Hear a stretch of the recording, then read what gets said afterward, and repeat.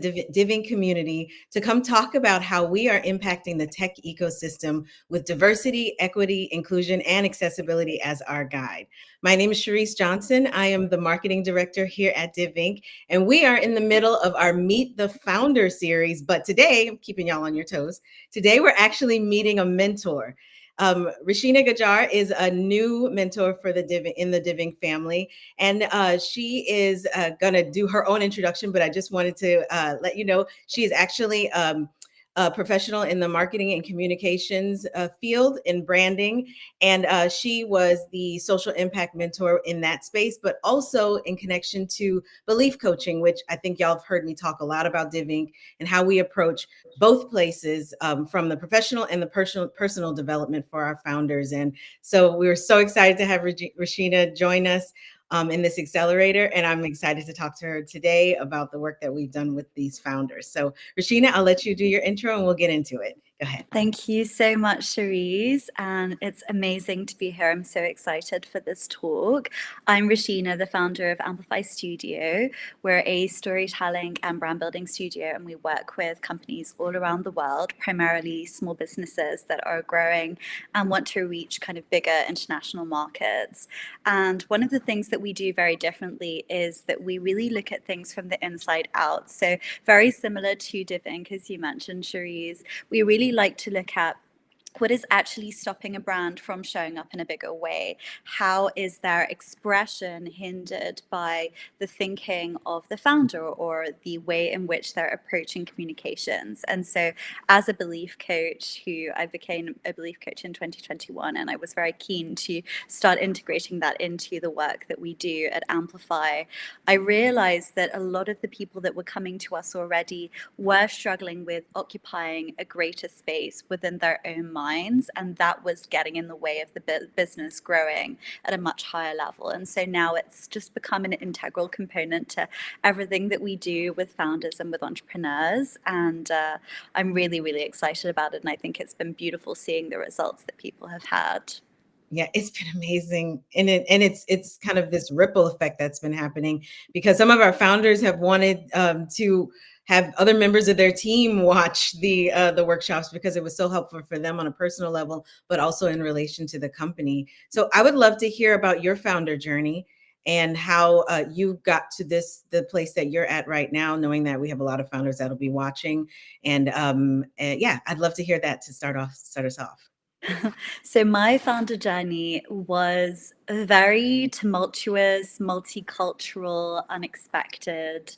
I was raised in many different countries. So I've lived in England, India, France, Luxembourg, Ireland, Scotland, and now I live in Spain. And I think that was a part of my journey that was inseparable from my founder journey, because I was just exposed to so many different worlds and cultures and ways of existing as an individual within a society. And so that learning became very integrated at a very early age within me. And then when I started my career, I also experimented, and I had many, many different professional experiences. So I worked in a digital communications agency in Luxembourg. I worked in tech. I was selling software in French for a couple of years, and I was quota bearing. So I had a $1 million quota every quarter that I had to bring into the business.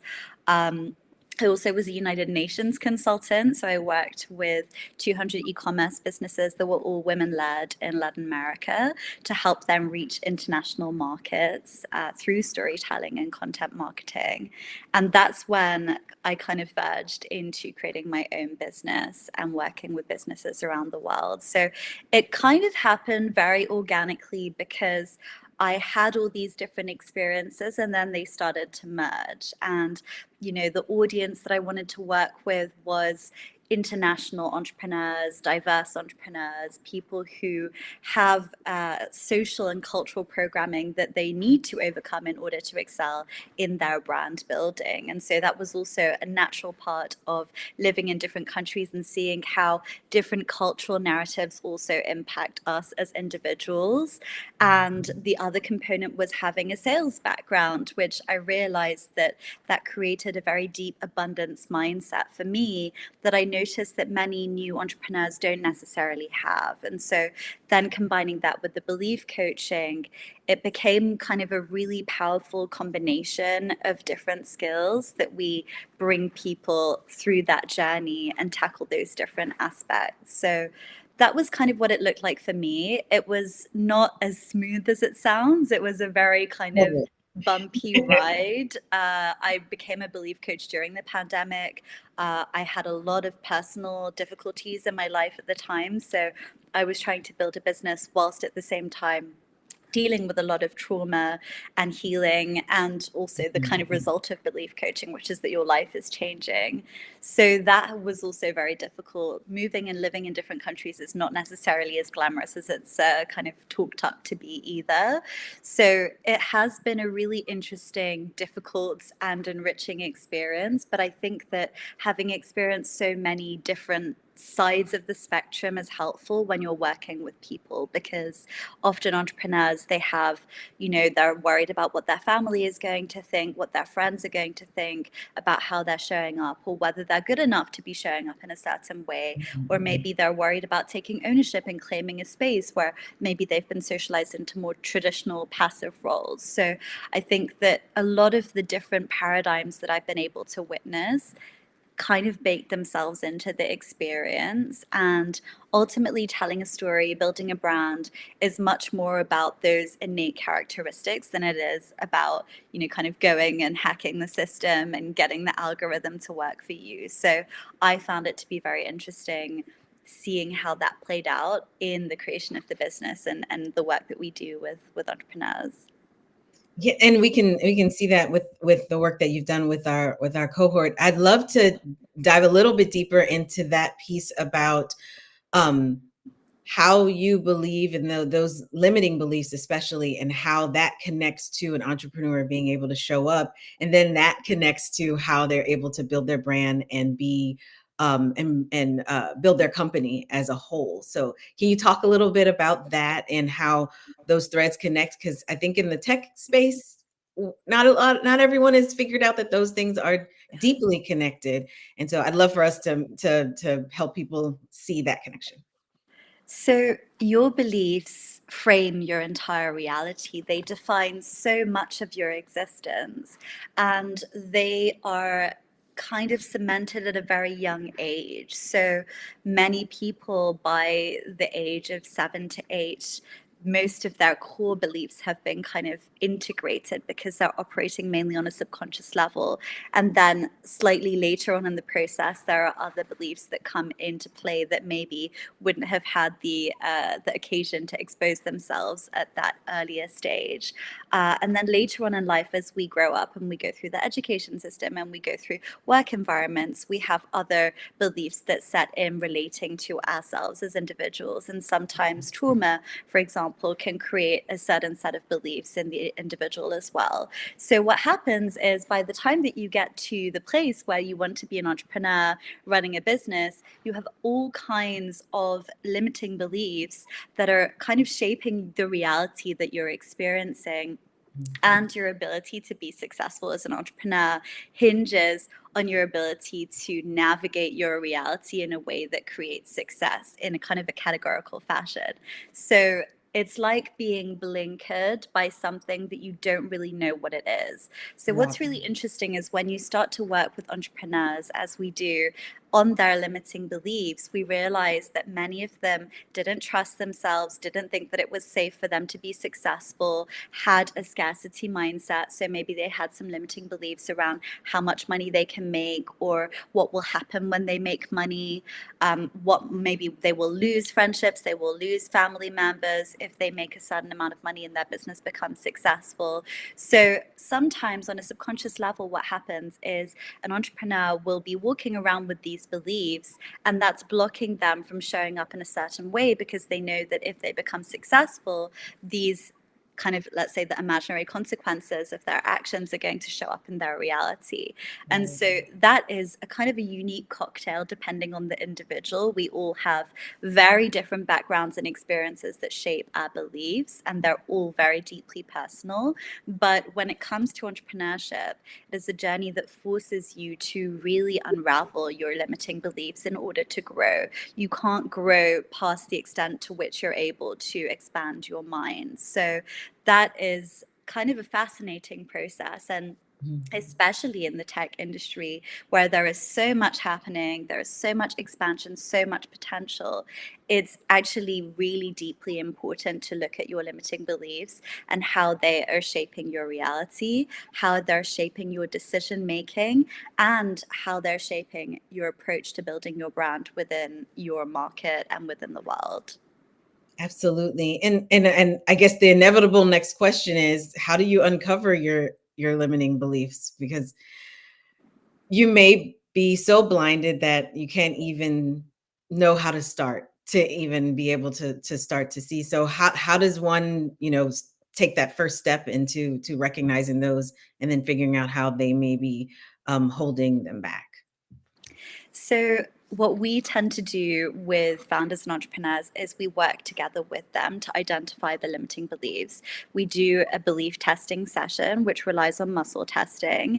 And we kind of go through a set of beliefs that are empowering beliefs and limiting beliefs to see where they're standing on each particular belief. What I also like to do is have an initial session with the founder and talk about their business and talk about their life to try and identify organically what Right. limitations might be coming up that we can then test for. And so then we have a session and we go through and test a huge number of beliefs, and we end up with kind of a mind map of, this is your current reality. These are the beliefs that you have in place right now that are limiting your growth as a founder and entrepreneur. These could be things like, I'm not safe, I don't trust myself. If my business is successful, people will criticize me, or people will hate me, or I will lose my friends. It could be, I cannot be a multimillionaire, I cannot secure investment, all Right. kinds of different things specific to the individual. And in that initial session, we identify the limiting beliefs, and then we can work together on moving them, which is individual sessions of belief work. And often I find that sometimes even just knowing that you have a certain belief is enough. So, some people that I've worked with who are incredibly growth motivated, just from the belief testing alone, were able to make changes in their business because they were able to become aware of subconscious beliefs that were kind of shaping their reality and their life that were Right. getting in the way of what they wanted. So that can also happen, that just by being aware, you can take action and change your behavior. But I would always recommend actually shifting the belief as well. Absolutely. And that's the kind of work that we started with our founders in the cohort, was kind of walking them through, really giving a list of all the possibles, but also understanding that, everyone is different. And some of the things we may have included in that list, there's more that, you just never necessarily know how those things will manifest. But yeah, we started working with them on in this piece, and then slowly, as those beliefs became fully realized, then the next step for us was to now start breaking those down and figuring out what now will take the place of that. So can you talk a little bit about that part, that kind of second piece of it? So I think what's really beautiful about changing your limiting beliefs and also limiting narratives is that you then kind of, it's like you're living within this small box. And once you start to break out of that box, there is the opportunity to embody a much bigger space within the world. And that's where people kind of get confused of, how do I really even approach life in that way if I've been living in a much smaller capacity all this time? And it is the journey of the entrepreneur that has invited them into this bigger space. So what is the next step from my perspective, and a lot of the work that we do with brands, is, okay, let's look at your business and let's look at what are the avenues available for you to actually grow.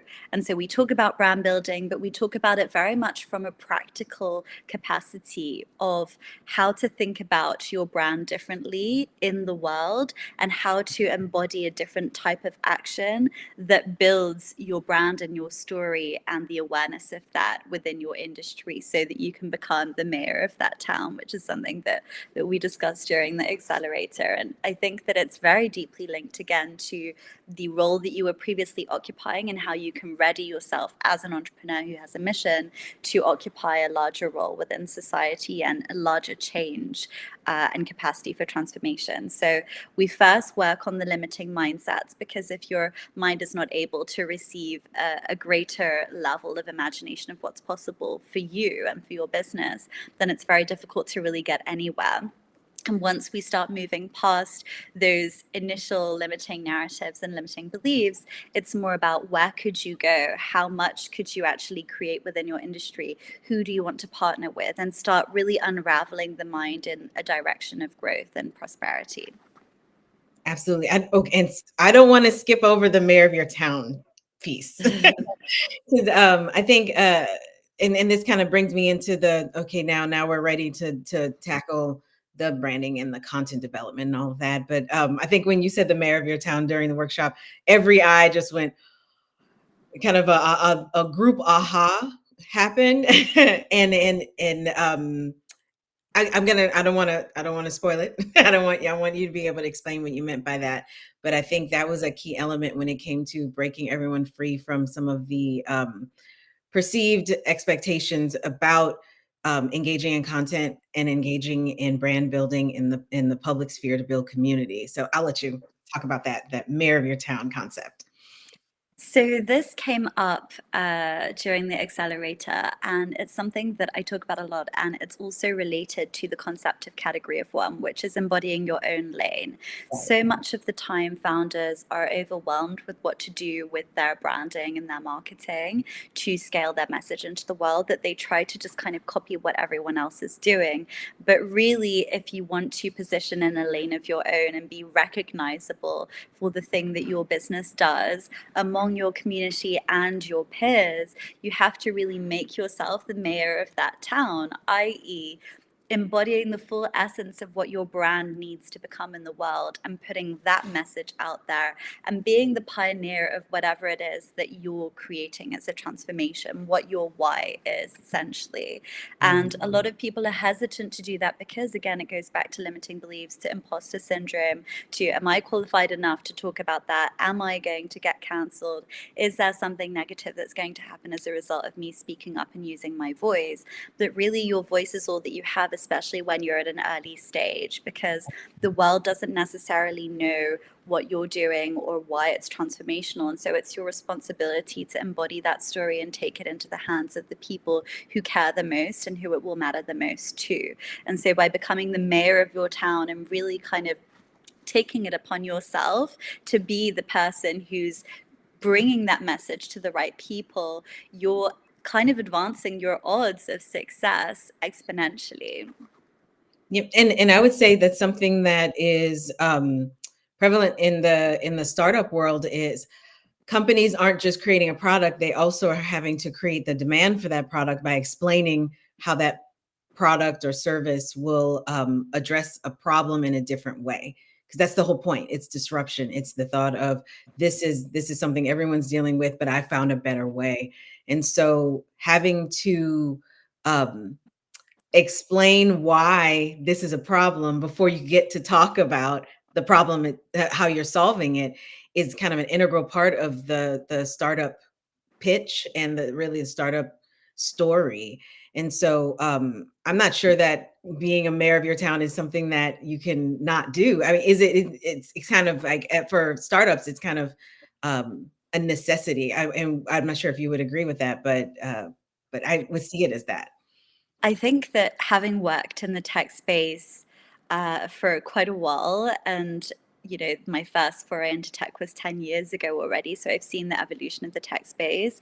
It's become increasingly saturated. And because of that, the products and the solutions that are out there are becoming increasingly niche. And so it's really more than ever important to captivate people with a story and a reason to care about what you're doing, Right. because people are fatigued and they don't have the excitement and the energy to really care about it anymore. And also, we're kind of surpassing the days of very basic tech inventions that change the course of history. And so, because of that, there is also a change in the way that the market is moving and how much effort you're going to have to put in order to be salient and be able to kind of rise above the sea of sameness, essentially. And so that's something that I think is very much kind of a non-negotiable in the tech industry. Yeah, yep.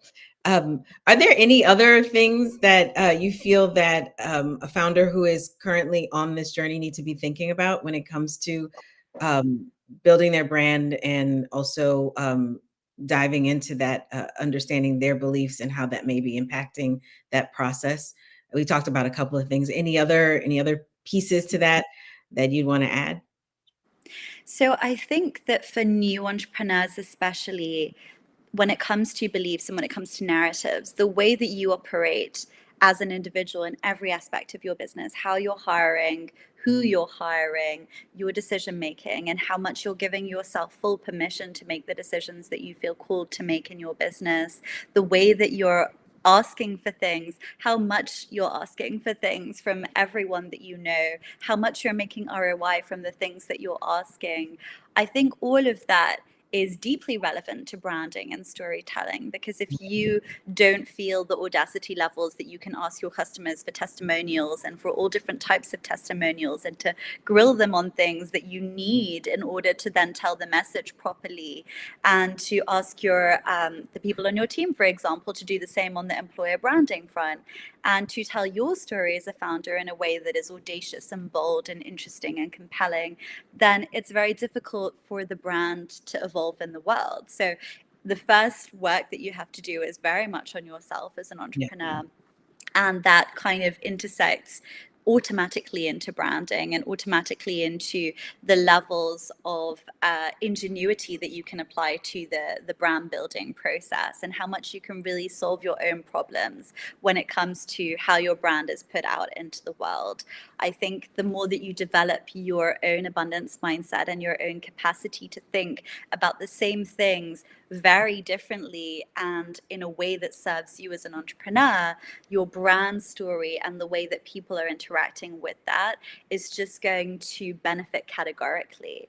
You're going to see opportunities for publicity and promotion that you simply were completely unaware of beforehand. And so what I would say to entrepreneurs and founders out there who are wanting to build their brand in the world is you cannot neglect the process of building yourself first. And it's kind of a symbiotic process. So you're building the brand and you're building yourself. And so to kind of lean into that journey and that cycle, and also as you're doing that, to not think that there are any perfect, correct answers. As a society, we have become accustomed to consuming so much on social media that teaches us about reverse engineering as success. But the process of building yourself and the process of building a brand is not something that can be reverse engineered as cleanly as we've been led to believe. And so giving yourself permission to try things and to be entrepreneurial about your brand building, I would also say is a very important point, specifically for people who are research driven and have been kind of trying to read all the resources, etc.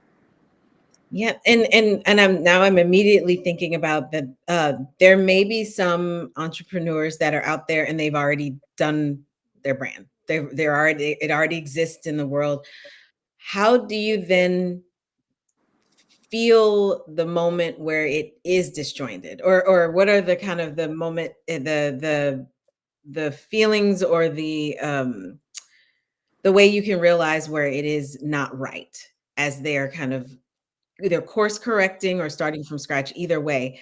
Are there any kind of signals for you to say, okay, wait, let's pause. This may not be correct, and let's take a step back, gather more data, and whatever. As they're growing, so they know they're feeling their way through in the right direction. So there are different scenarios attached to this, right? So I feel that the biggest signal when it comes to a brand not really being where it needs to be is it's not kind of occupying its fullest potential within the market. So you see something and it's not even scratching the surface of potential of what that brand can actually do. The difficulty is that sometimes people have already invested in their branding process, they've invested in different initiatives, and so they're reluctant to then stop things that they've already started or to kind of do a whole rebrand, etc. That decision making comes down to the business and where the business is at. I feel that it's especially for new entrepreneurs, it can be a very frightening process and a very overwhelming process. And they might try and do everything all over again at a time where it's not necessarily beneficial to the business. So, part of the role that I have when I do advisory and consulting when it comes to brand building is to understand what stage the business is at so that we can make strategic decisions around the brand and not just like panic driven brand isn't where it needs to be decisions, because everything can be solved, everything can be kind of evolved, but it has to align with where the business is at. Some businesses, they're incredibly successful because their solution is strong and then they sit and they want to work on the brand. Some businesses, their business success predicates on the brand being strong. And so they have to get it right first because otherwise it matters to that audience. So it's also Right. understanding yourself as a business, learning to become at least moderately well versed in the universe of branding, because in this world, unless your business is technically glorious, it is important for you to understand branding and understand how to make a name for yourself. So as you start to tune yourself into that, you will intuitively get a feel for where you're at and then thinking strategically what to do about that.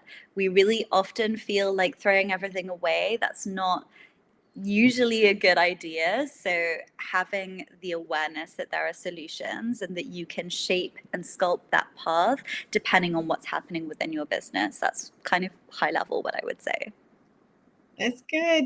Well, we're going to come to a close pretty soon, but I would love to hear, now that we've kind of gone through a lot of different things that I think everyone's probably taking furious notes at this point.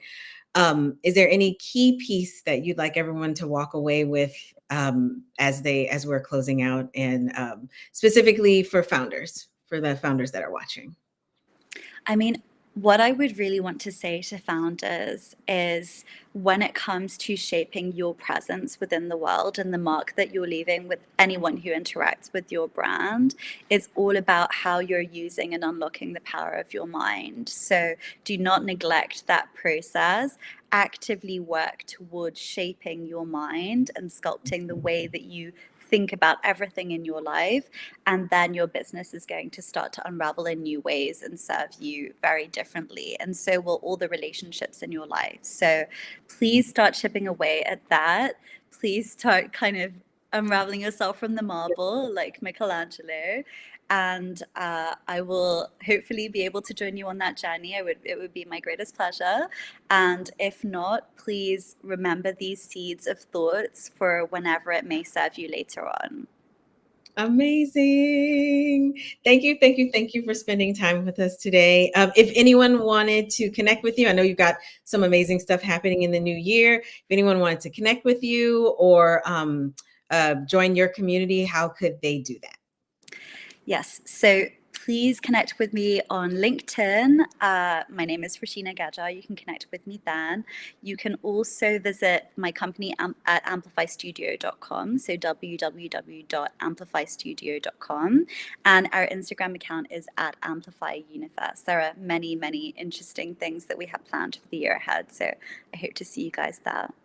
Amazing. Well, thank you again. And like I said, we're in the middle of our social impact lunchtime link up series. So we have one more episode coming up before demo day on December 7th. And again, you can join us either in person at the Ion in Houston Midtown for the event, or you can watch online and join us virtually. So check out our events page if you'd like to register for demo day and be in the loop on updates for this cohort.